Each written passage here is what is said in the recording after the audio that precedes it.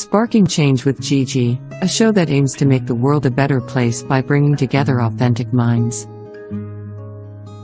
This show encourages each of us to be the change we wish to see in the world. Get ready to be inspired and join us on this journey to create a brighter future for all.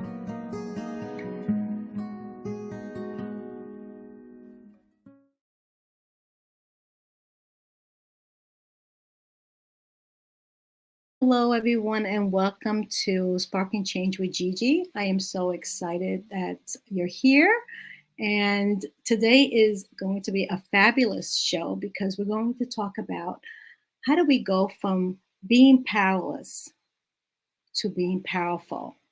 And what are the things that takes us from the adversities that we have in our lives to feeling disconnect with the world and in the dark and going to the light to overcome the adversity and feeling powerful again. So today I have three beautiful ladies who are here to share their powerful stories, how they overcame their adversities and what they did and their experiences so that we can be inspired by their stories and truly feel that there is a rainbow at the end of the storm, because we're all going to face with storms in our lives. So I would like you to welcome my guest. I have Mary Robinson, Shayla Zito, and Dar Geinzer. Welcome, ladies. How are you? Great. Great. Good to be here. Thank you. Thank you so much. I'm so grateful that you're here to share your stories. I know our stories are meant to heal others. And when we go through adversity in our life and we become stronger, we need to share it. We need to help each other out through our stories. So I'm going to, take turns. And Dar, would you like to tell us a little bit about yourself and your story? Sure. Hi, everybody. My name is Dar Geiger, and I am a joyologist by trade. It's what I do best. Anyway, I'm an author and a speaker. I wrote my life story, Reignite Your Joy, Let God Lead Your Dance Through Life, in 2020, one of the worst years that most of us have ever experienced in our lives, and some of the best experiences have happened in that year as well. But I share my experience, strength, and hope from being addicted and recovering from substances, the loss of two soulmates, breast cancer, and how I became a joyologist, how I became a person who wants to share what worked for me, going through the trials and the losses that I've experienced over the years. So in 2020, I own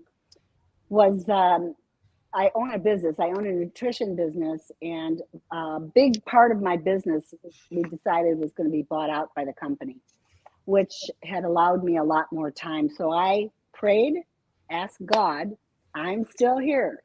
What do you want me to do? And one thing led to another, and I met a beautiful woman who coached me. We hit it off right off the bat, and she said, Dar, did you ever think about writing your story? And I said, no. So we said, let's pray about it. Okay, so we did. And I very specifically, clearly heard from God, I want you to write your story. It's going to help a lot of people.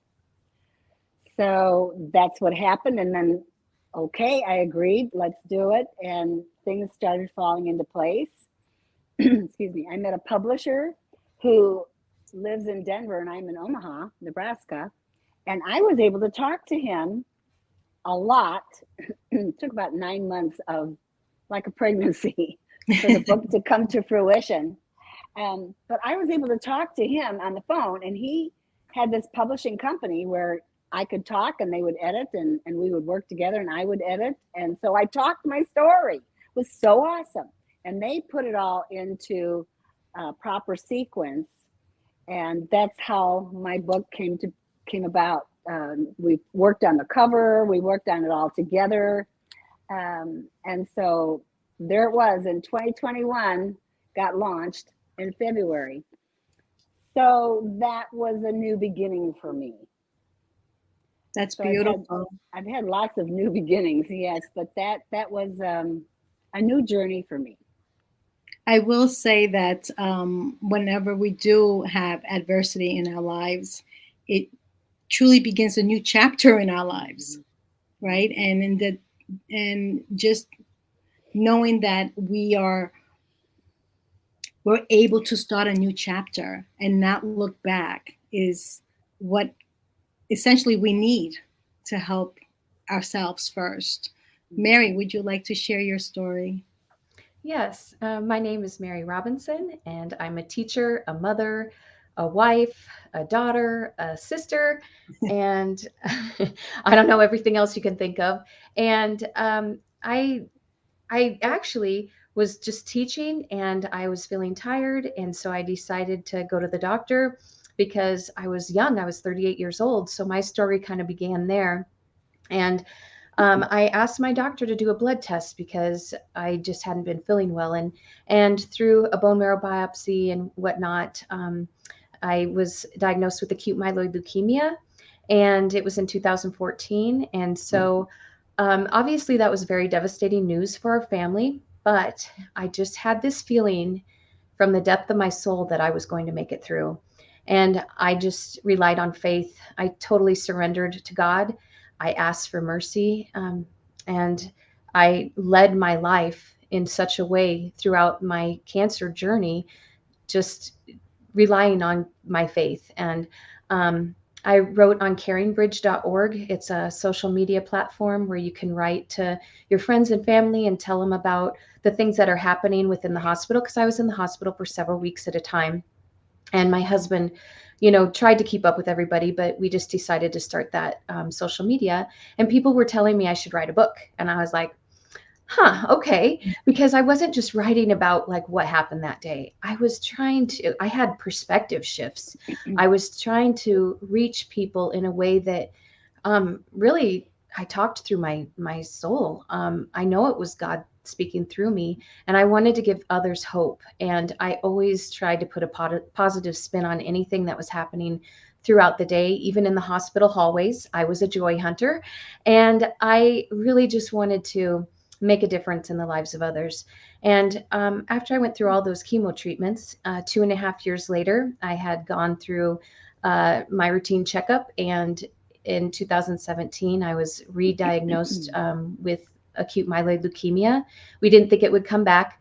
And I still, even though it was devastating, knew that I was not done on earth yet. I have 4 beautiful children. I told God that I would really, really appreciate being able to see them graduate, raise them into respectable human beings, and just be there for everything that I could. And I knew I was going to make it through. And we found a donor through bethematch.org. So if anybody's ever looking to donate, even blood or platelets, I mean, it's just a miracle that you help save lives. I was saved because of it. And we found my donor through Germany, or through Be the Match in Germany, and it was a male. And I have been cancer free. It'll be 6 years in August of 2023 of this year, and I am thriving. And I know that if I could do it, anybody can do it. And I wrote a book, Seed Stem Bloom, Lessons from My Faith-Led Journey Through Cancer. And if you see the CAN in cancer, the CAN, I want everybody to know that you can do this with God, with your higher power, with the universe, whatever you want to call it. You can do this. And I have to also say, it just half the battle is having an optimistic, positive mindset. And I want to be that cheerleader for others. Oh, that's so beautiful. And we all do, right? From our experiences, this is what we're here for. Once we're given another chance, it's like you know you're being called to do this service and to help others, because we're not special. I always say, I'm not special. I'm just like you. So what happened, Exactly. we can help each other out, and that's what it's all about. Yeah. Shayla, welcome. Thank you Welcome, so Shayla. much. What a beautiful story. I mean, what a beautiful space with beautiful people here. I so connected with each one of you. Thank you so much for having me. So, my story begins when I was 30. The day I became 30, I realized how unhappy I was. I was living in an abusive relationship. I didn't want to be in their life anymore. I wasn't myself, and I was very incongruent. And I prayed for a change. In the same year, I gave birth to my second baby, and I had melanoma in October. Immediately, I had to stop breastfeeding my baby, who was 4 months. And 2 months later, I had another melanoma. And I just didn't want to be in their life anymore. But I was so busy that I didn't realize what was happening to me. 2 years later, they found 10 nodules in my lungs. And that's when it really got to me. And I decided it was it. It was my end. And I decided to die. And I went through a journey of goodbyes to people, things. And I went on a last trip with my boys because I want them to have memories with me. They were 2 and 7 back then. And I was ready to go. When I went back to the doctor, they saw not 10 but 20 nodules. So I just went back to die, and it was real for me. And I remember coming home, and my boys were there playing, and I had detached from everything and everyone. I was so done. And I remember passing by them, just going to my room. I used to live in a 40 square meters apartment. I don't know if even you have an idea what that is. It's so small, it's like my office size today. And I just walked into my room. I heard my boys talking, so I turned. And when I turned, there was this beam of light coming from above, and my boys' voices became like angels singing. And just like what Mary was saying, I look at my boys and say, giving up on my boys? No, watching them grow and playing and going to school and having relationships and working and having problems and helping them. No, please help me, God. And in that very moment, I felt inside of me this strength, this power, this faith that I just could do anything in the world. That was 20 years ago. Yes, I had other cancers. I had other problems. I got out of that relationship, and I discovered that if we change the focus from us to something else that really matters to us, we can hold on to that, use our faith, and believe it that we can do it. There is another way. Thank you, Sheila. And I can't agree with you more. When we have that, we intentionally choose faith over fear, because we are creating both in our lives. By our thoughts, we're creating both the fear and the faith. And it's, what side do you want to be on? Because we know logically, having faith is going to get us where we want to be. Having fear just cripples us, it destroys us inside. And when we connect to God and we ask to give us another chance, to let us be here and take care of our families. Exactly. Right? We never feel that he's not listening because we know he's listening. Right. And like I said, we call it God. Some people may call it the universe. Some people may call it Buddha. There's energy force, whatever you want to call it. There's something greater than us that propels us forward if we acknowledge him, if we embody him, right? But I am going to take a short break and we're going to come back and we're going to talk about what was your big why. Okay, let's be right back. And here's a moment from our sponsor.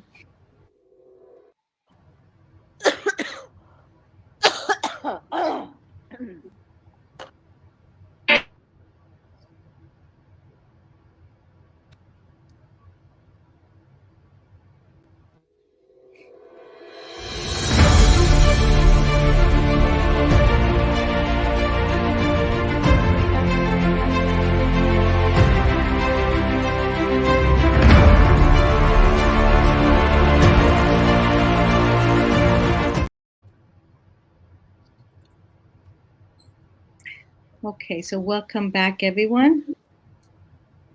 So we're going to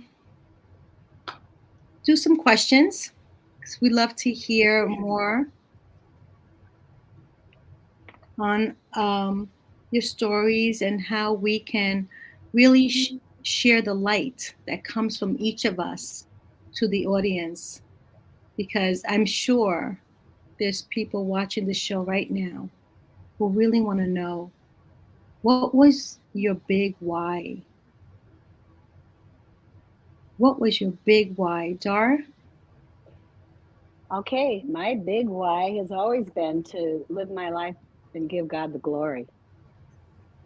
So you heard the common thread here through all of us. We prayed, we asked, and we used our faith.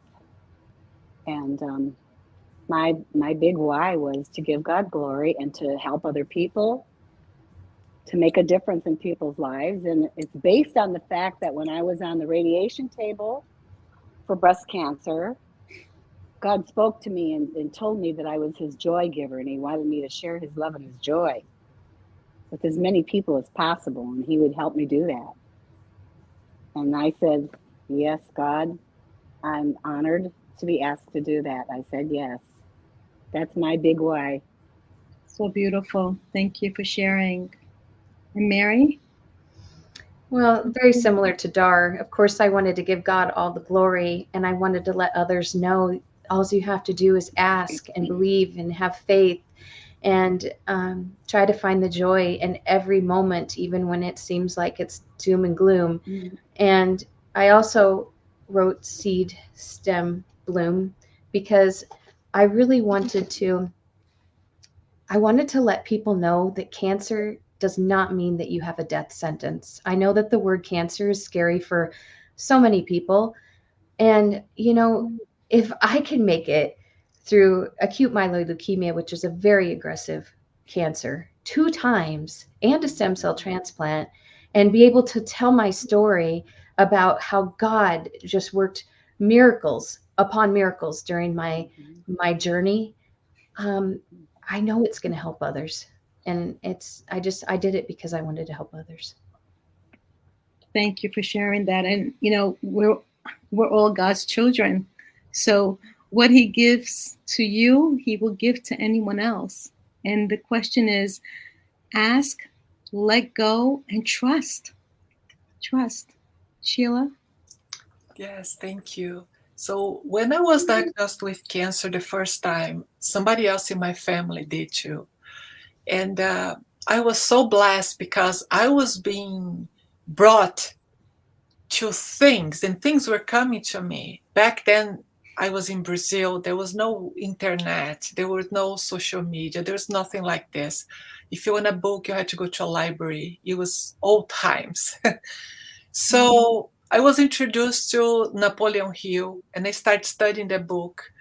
And every movie I would watch that was empowering, that was good, I would bring to this person in my family and say, you need to read this, you need to do this, I'm studying this.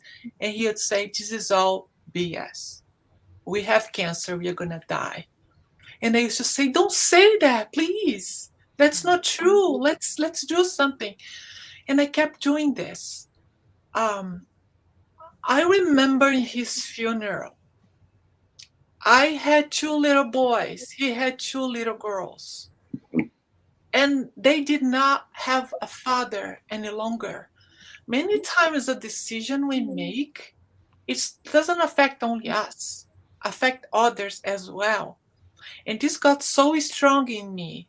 It was almost like a guilty that I did not insist enough on him. So I decided to become a coach. This was 12 years ago. And I moved to the US and I decided to help people impacted by cancer. So I had it all prepared for a workshop and all that. When I got there in my first workshop, there were 2 people. One guy that just lost his wife and he needed help. And there was this woman and she introduced herself. I'm gonna call herself Julie, just for the sake of this. And she said, hello, my name is Julie. I have terminal brain cancer and I don't know if I'm gonna make it to today. When she said that, everything I prepared for that workshop, or my coaching tools, all the videos, whatever I was going to say became irrelevant. I felt, oh my Lord, this is real. Those are people's lives. How can I help this woman? Please work through me. Inspire and guide me. Lead me. I don't know what to do, but I want to save this person. Help me. And I did. I just closed my books and everything I had. I just followed. I was being guided. And I kept doing this workshop for 2 years until one day that I had another diagnosis and I decided to stop. And they told me that there was somebody that wanted to see me that very day, my last workshop. And when I finished, this woman walked toward me. And I couldn't believe it. It was Julie. And she was so beautiful and alive. She was tired, but it was another person. And I said, what happened? And she just came and kind of threw herself at me and hugged me.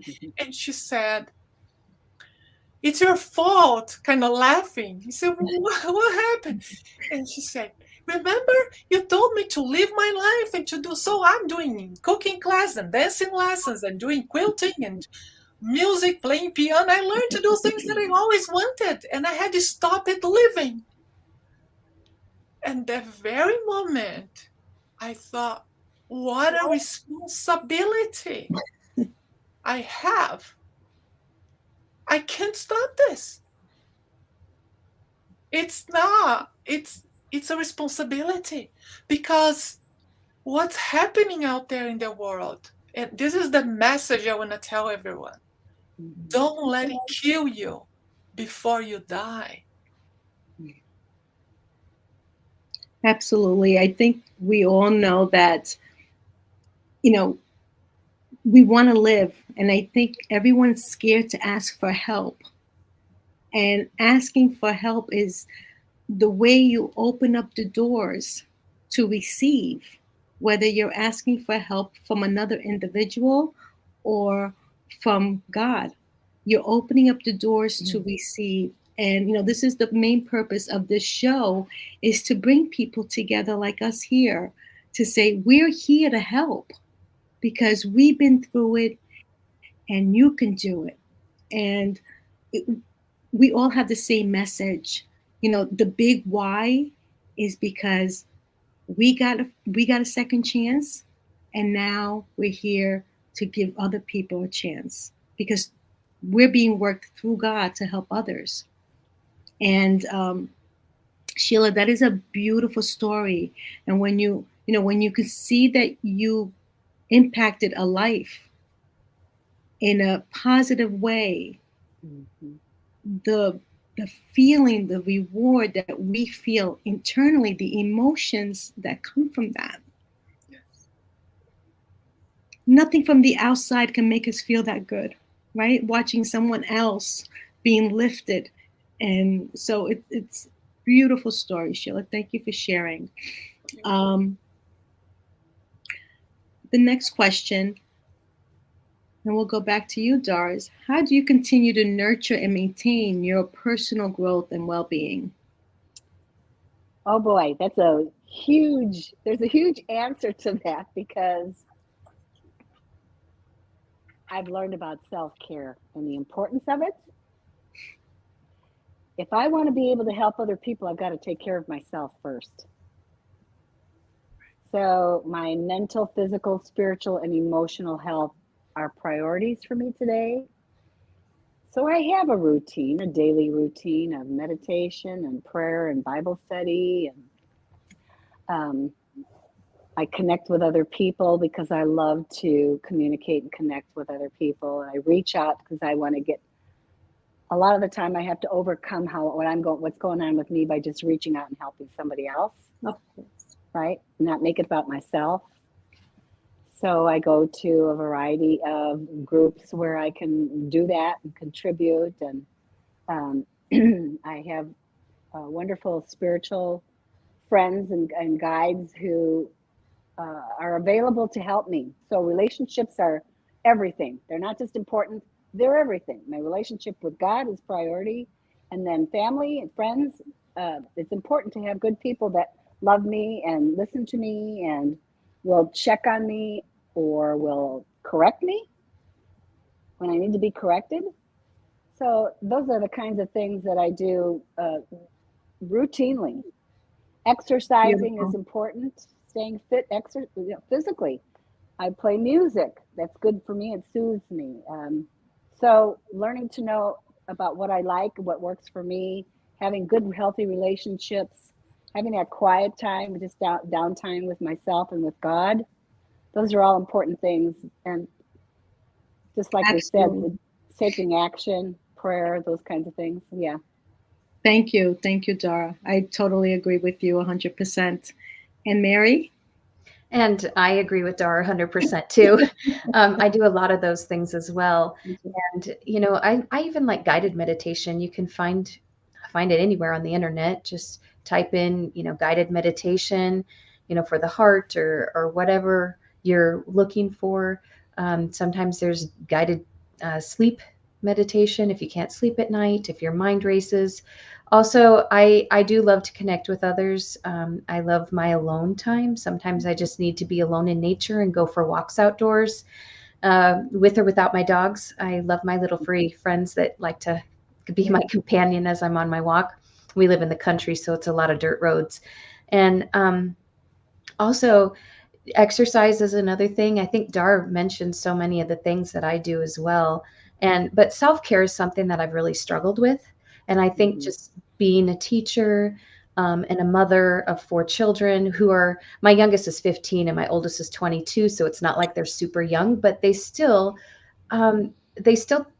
need my attention, and time, and I love being with my family. And so sometimes I cut myself a little bit short. And so when I start noticing that, I just take a deep breath. I'll even take a nap, and I'm not a nap taker. Mhm. So Yeah. whatever it takes to help myself. And then also, I'm a Reiki teacher master, a healing touch practitioner, and I also take other courses if I feel the need to, just to, I guess, maintain, but also learn more. I'm always wanting to learn more about Yes. universal energy because I really firmly believe that's what helped me heal as well. So, Thank you. Thank you, Mary. And I definitely agree with you as well that there's our body energy um, needs the same care as our physical body because our emotions are the driver of our feelings, right? Our feelings are they come through our physical body. So if we're feeling energized and we're feeling great, we're ready to climb mountains. But when we're feeling low and our energy is low, we just want to go hide under the covers. So maintaining your energy is essential for the healing process as a whole. It's part of the healing Exactly. process. Thank you. Thank you, Mary. And Sheila. Oh, it became so easy for me because they all said it all. it's it's really the daily attention into the body, mind, and spirit that we are, and investment. And I highly invest in all of them. Pay attention how I feed my body, my mind, and my soul every day, and how I can get that, slight edgy, this little better today than yesterday, and study every single day, connect with like-minded people, and I stay in communities and my clients and helping others. I love that. I love my groups. I love helping people, and I'm like a learner. I feel more I learn, more I realize how much I don't know, and such a beautiful thing because they say that we are here to grow and to expand, and if we stop learning, it's the end, right? So every day that I learn something, I feel excited. I'm alive. I'm still here. And That's right. so I think another thing I do is I pay attention to my inner voice. What is it telling me?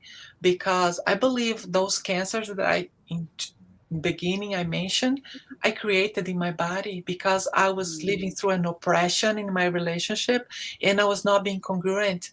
My voice inside and my voice outside were completely disaligned, and I did that again years later in another experience. So I think it's very important that if you are in a place, you are smiling, but inside you're like, I don't want to be here.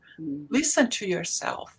Pay attention to those thoughts and be vigilant to those thoughts, because sometimes they come like they're nasty. They say things to us. They criticize us. They say things. They're just like, what is this? So pay attention if it's true. If like when you are taking care of your garden, if you go every day, take a weed here and there, it's easier than you let the weeds take over. And then it becomes, you just cannot think for yourself anymore. So those are the, I think, mainly things that I do. And I think it's a very important question. Some days we are not okay, and that's okay too, because I feel that there is this pressure in society that, oh, you just went through something huge and you gotta shake off and just keep going. No, we need time for healing. We need Absolutely. we Yep. need that time to digest whatever is going on in us, and pay attention to our bodies and look for help if we're not able to get out of that alone. So Yes. And I agree with that. Also, the fact that nurturing our body is listening to our body, right? yes, Because our body is trying to give us messages through the physical body. And when we postpone, or we say, okay, we'll deal with your headache later, or we'll deal with this later, it's not a good sign, because like you said, you're just building up, you're building up. And this is all part of maintaining our health. We don't see it, but when we would disregard ourselves and our feelings and what that little voice is telling us, it's literally saying we don't feel worthy enough to pay attention to it. So it's how we feel about ourselves that is crucial in understanding why we're taking care of ourselves and why we're not, why we put ourselves second or last. And like Dar said, we cannot be good to anyone if we're not taking care of ourselves first.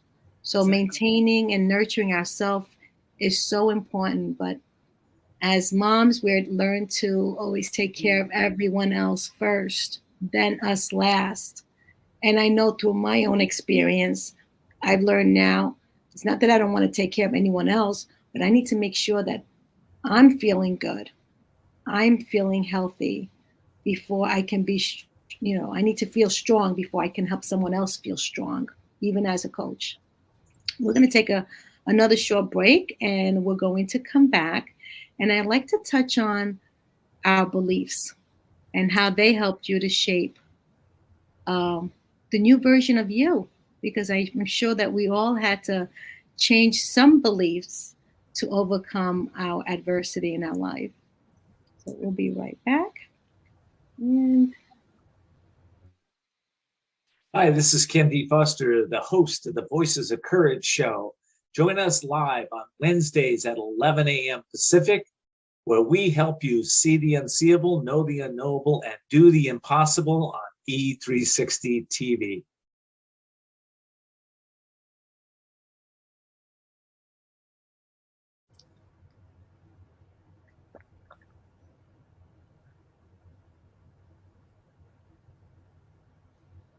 okay. So we're back. And again, I'd like to touch on, Dara, maybe you can start with, from your experience and having gone through the adversity in your life, what beliefs did you have to change about yourself on a subconscious level, not on a conscious level, but it's subconsciously say, okay, I'm not going to believe this anymore. I'm going to change my thinking around that, because I've learned, and it's so true, that what we say to ourselves, the words we choose, really begin to shape our beliefs.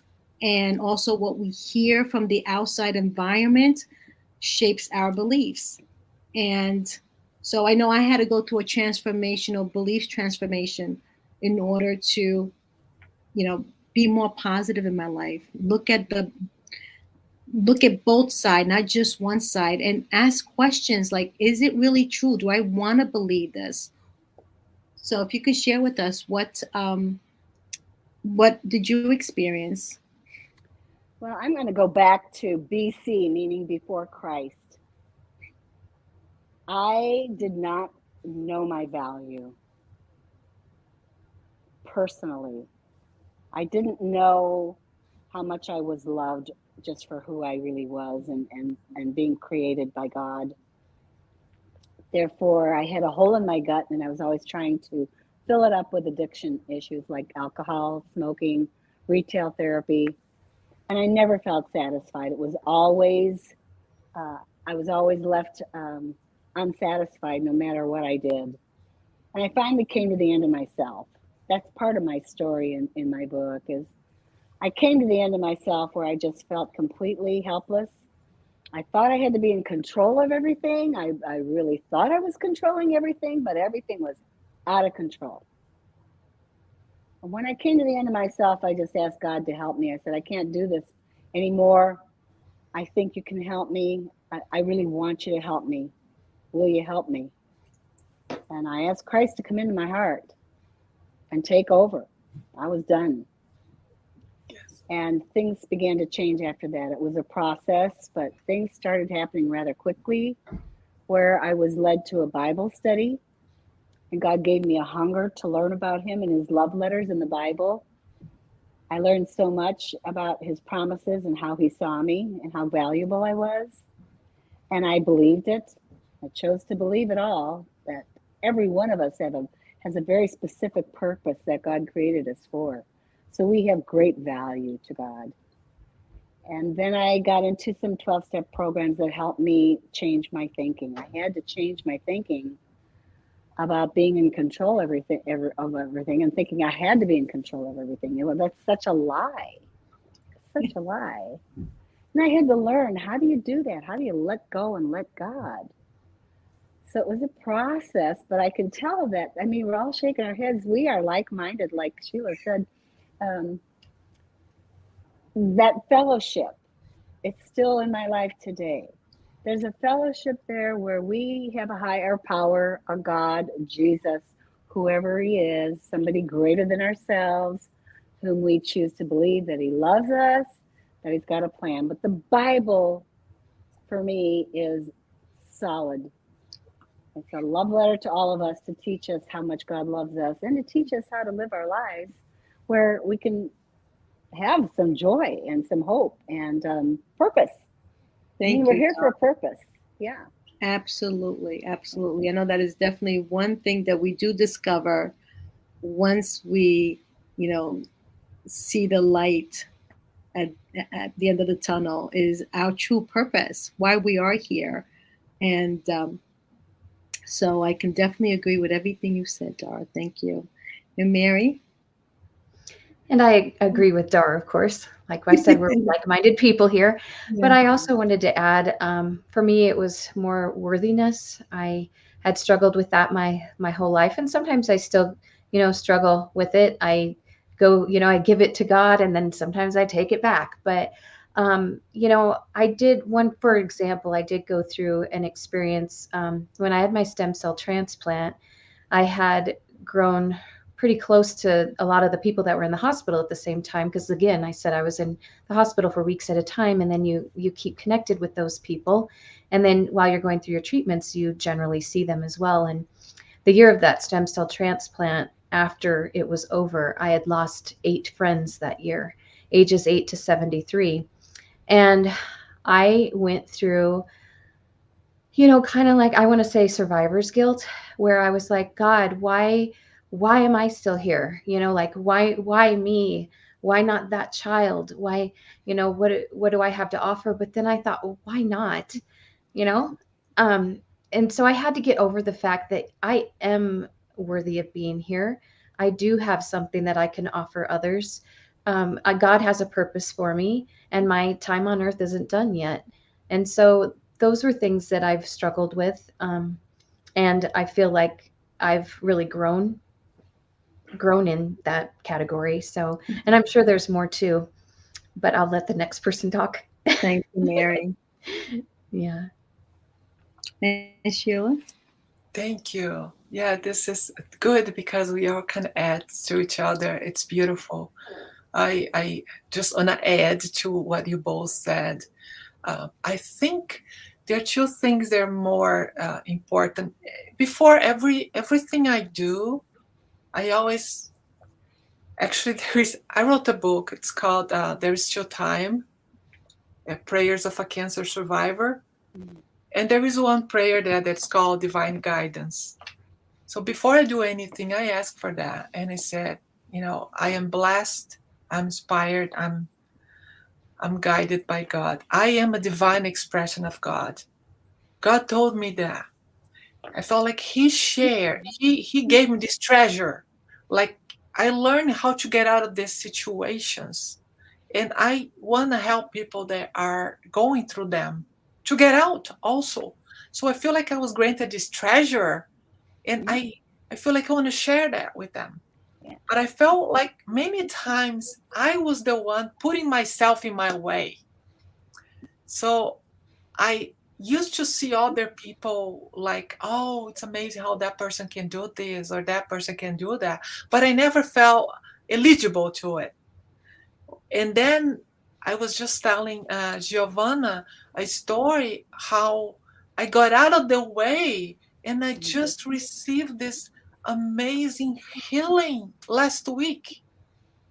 And I was like, start telling me all these bad stories. Oh my God, what's gonna happen? I'm gonna just the worst case scenario, fantasizing about the worst case scenario, right? Putting a lot of energy into that. Yeah. And then I realized I was doing this. I said, stop.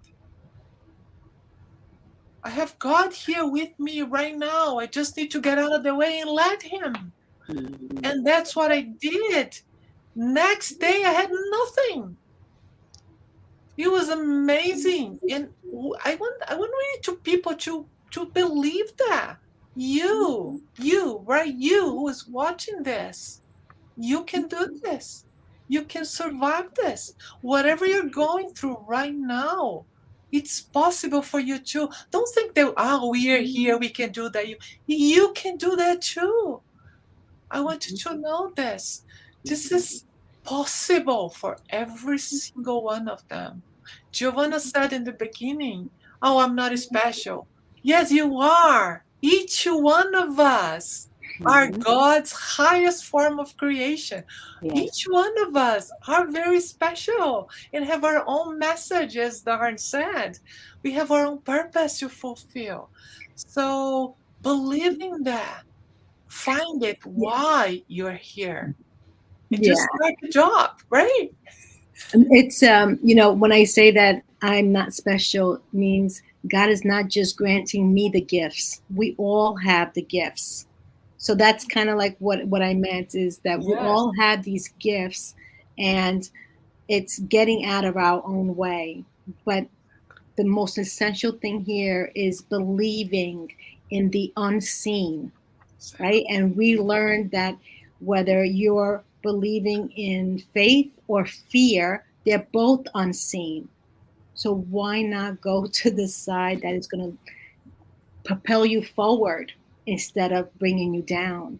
So we have to change that belief, because we live in a society that, but I believe it when I see it. I believe it when I see it.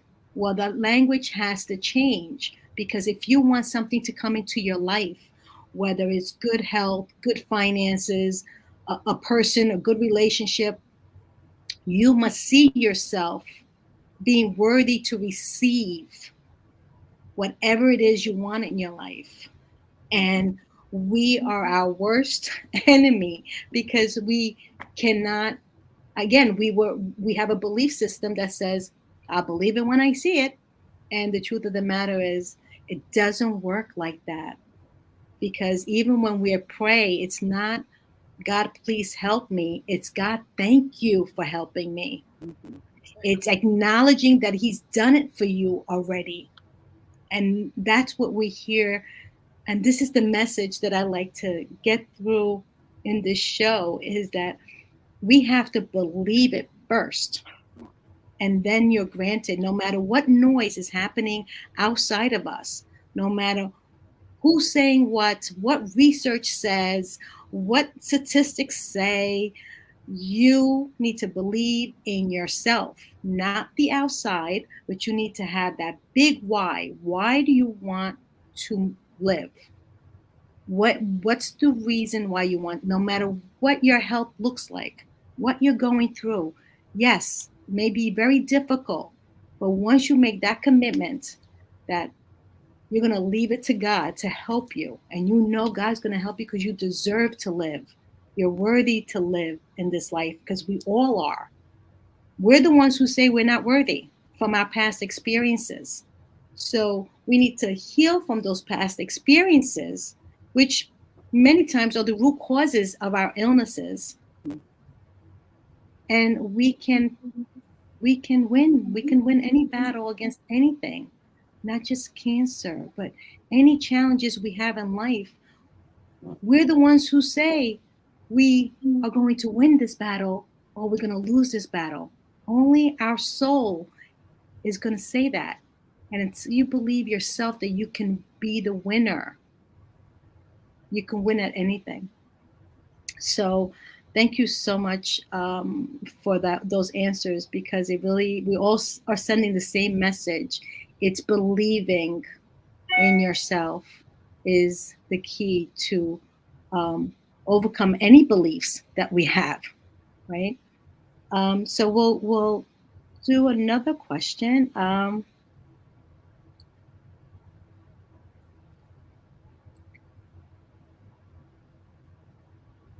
So what advice would you give to someone who's currently going through adversity and struggling to see a way forward? Dar?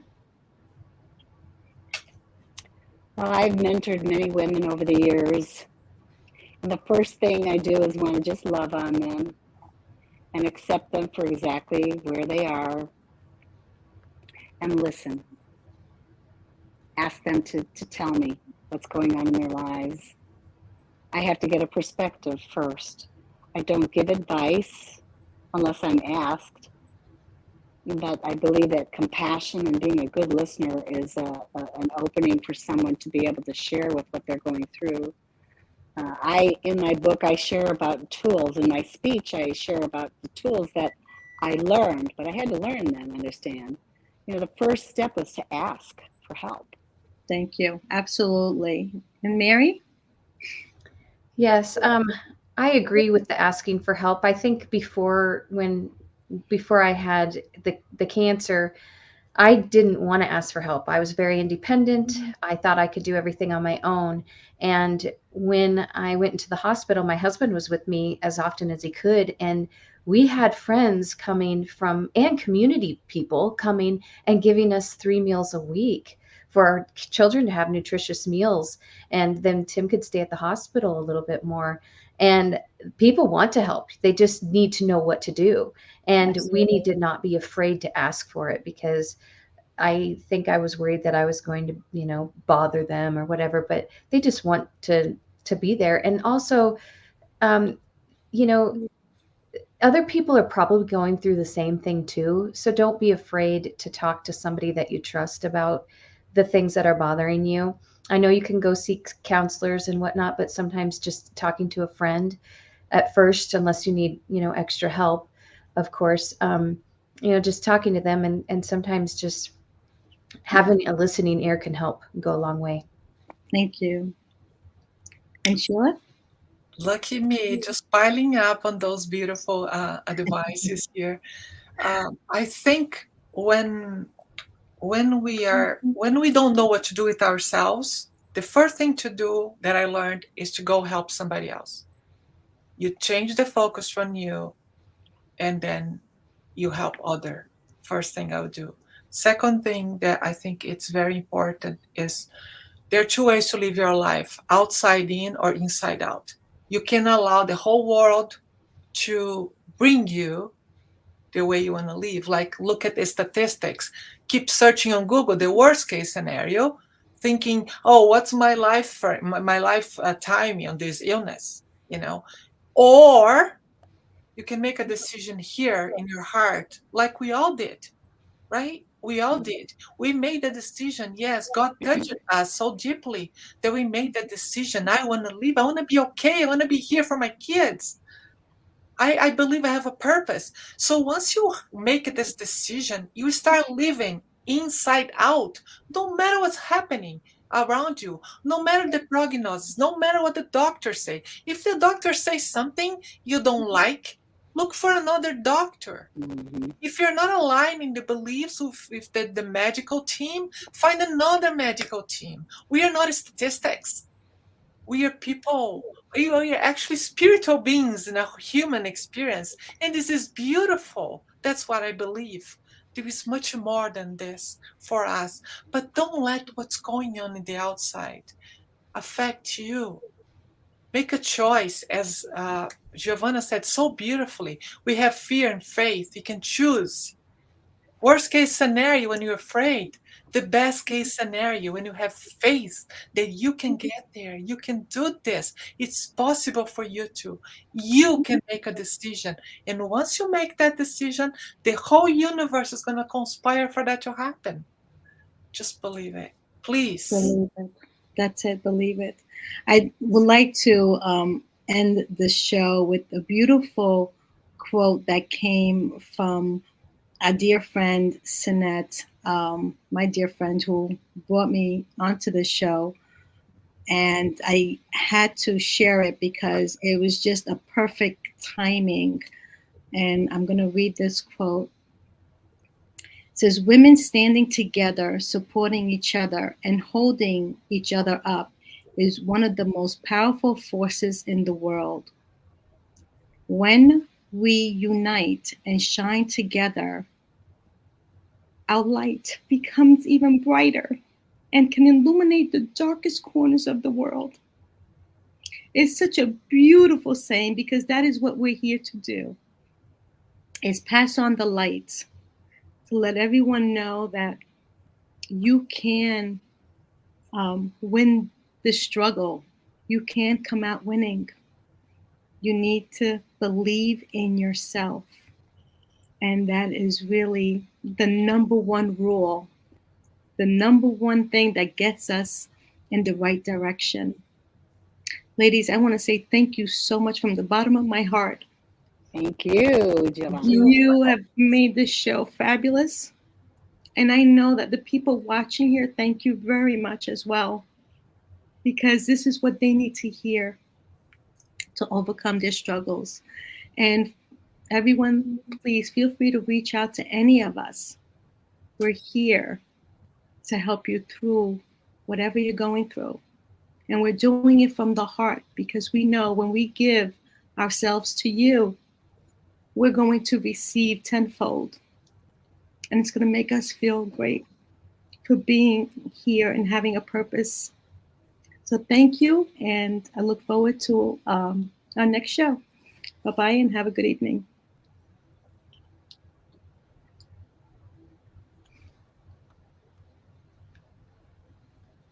Thank you for joining me on Sparking Change with Gigi. I hope that our episode today has ignited a spark within you to create positive change in your own life and in the world around you. To learn more about how you can become a guest or supporter, head over to sparkingchangenow.com. If you enjoyed today's episode, please consider subscribing, sharing, and leaving a review. Your feedback is incredibly valuable to me, and it helps me to continue producing content that sparks change in each of us and the world. You can find us on various platforms, including Google Play Store, Apple App Store, YouTube, Facebook, Roku, Android TV, Apple TV, and Amazon Fire. Thank you again for watching, and I look forward to having you join me again next week on Sparking Change with Gigi.